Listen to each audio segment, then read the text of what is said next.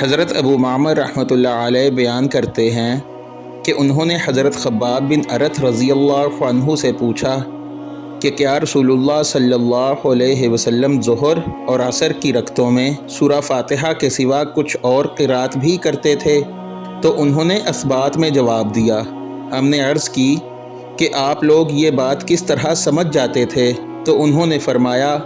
کہ حضور صلی اللہ علیہ وسلم کی داڑھی مبارک کے ہلنے سے۔ حضرت عبداللہ بن یزید رضی اللہ عنہ نے خطبہ دیتے ہوئے بیان کیا کہ حضرت برہ بن عازب رضی اللہ عنہ فرماتے تھے،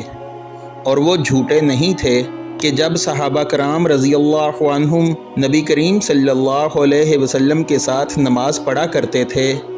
تو حضرت صلی اللہ علیہ وسلم کے رکوع سے سر اٹھانے کے بعد اس وقت تک کھڑے رہتے جب تک دیکھتے کہ آپ صلی اللہ علیہ وسلم سجدہ میں چلے گئے ہیں، اس وقت وہ بھی سجدے میں جاتے۔